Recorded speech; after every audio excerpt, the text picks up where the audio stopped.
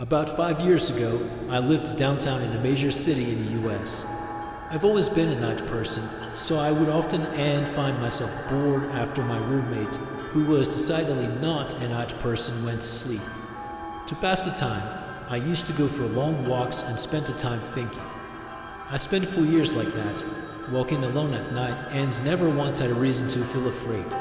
I always used to joke with my roommates that even the drug dealers in the city were polite. But all of that changed in just a few minutes of one evening. It was a Wednesday, somewhere between 1 and 2 in the morning, and I was walking near a police-patrolled park quite a ways from my apartment. It was a quiet night, even for a weeknight, with very little traffic and almost no one on foot. The park, as it was most nights, was completely empty. I turned down a short side street in order to loop back to my apartment, when I first noticed him. At the far end of the street, on my side, was the silhouette of a man, dancing. It was a strange dance, similar to a waltz, but he finished each box with an odd forward stride. I guess you could say he was dance-walking, headed straight for me. Deciding he was probably drunk, I stepped as close as I could to the road to give him the majority of the sidewalk to pass me by. The closer he got, the more I realized how gracefully he was moving. He was very tall and lanky, and wearing an old suit. He danced closer still, until I could make out his face. His eyes were open wide and wild, head tilted back slightly, looking off at the sky. His mouth was formed in a painfully wide cartoon of a smile. Between the eyes and the smile, I decided to cross the street before he danced any closer. I took my eyes off from him to cross the empty street.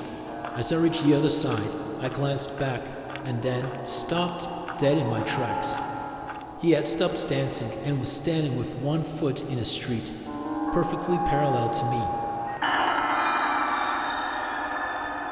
He was facing me but still looking skyward, smile still wide in his lips.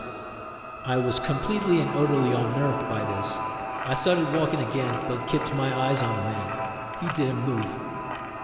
Once I put about half a block between us, I turned away from him for a moment to watch the sidewalk in front of me. The street and sidewalk ahead of me were completely empty. Still unnerved, I looked back to where he had been standing to find him gone. For the briefest of moments, I felt relieved, until I noticed him. He had crossed the street and was now slightly crouched down. I couldn't tell for sure due to the distance and the shadows, but I was certain he was facing me. I had looked away from him for no more than 10 seconds, so it was clear that he had moved fast. I was so shocked that I stood there for some time staring at him, and then he started moving towards me again. He took giant, exaggerated tiptoe steps, as if he were a cartoon character sneaking up on someone, except he was moving very, very quickly. I would like to say at this point I ran away or pulled out my pepper spray or cell phone or anything at all, but I didn't. I just stood there, completely frozen, as the smiling man crept towards me.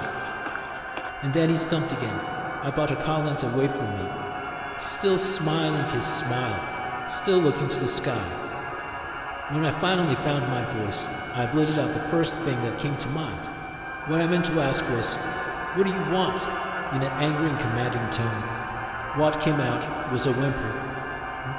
What? Regardless of whether or not humans can smell fear, they consistently hear it. I heard it in my own voice, and that only made me more afraid. But he didn't react to it at all. He just stood there, smiling. And then, after what felt like forever, he turned around very slowly and started dance-walking away, just like that. Not wanting to turn my back to him again, I just watched him go, until he was far enough away to almost be out of sight. And then, I realized something. He wasn't moving away anymore, nor was he dancing. I watched in horror as the distant shape of him grew larger and larger. He was coming back my way, and this time, he was running. I ran too. I ran until I was off the sidewalk and back into a better-lit road with sparse traffic. Looking behind me then, he was nowhere to be found.